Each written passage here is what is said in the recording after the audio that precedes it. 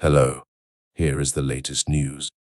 The Public Institute for Sanitary Services, otherwise known as PIS, has published a list of the best public toilets in the UK. This year, their highly coveted Golden Bogbrush Award goes to a public convenience in Shitterton. We met a spokesperson from PIS earlier today and asked him how they decide which public toilets will be included on their prestigious list. Here's what he had to say. Well, there aren't many public loos around these days, as most of them have been demolished or converted into a Timpsons. And Timpsons get annoyed if you go in there and start having a crap, apparently. The scarcity of public toilets means that when you do manage to find one, you can't afford to be too fussy. So when we track down a public convenience, we look at what amenities are available, such as baby changing facilities, decent hand dryers, working taps, flushing toilets, and the availability of soap and toilet paper.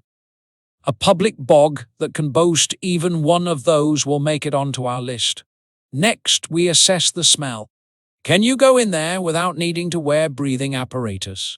If you can walk in without your eyes burning or wanting to vomit, then it gets a thumbs up from us. Then we look at cleanliness. Is there human excreta on the floor and walls?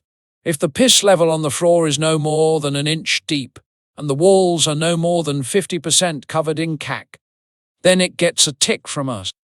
Another thing we look for is the place being used as a drug dealer's headquarters. If it is, then it's probably best not to hang around. You don't want to get caught up in a police raid right in the middle of a tricky shit.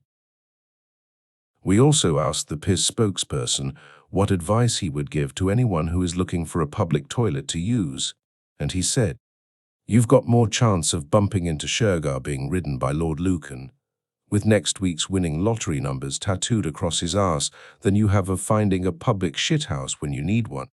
So anyone planning to leave the house should avoid food and drink for at least 48 hours beforehand, just to be on the safe side." We'll be back with more news later. Goodbye.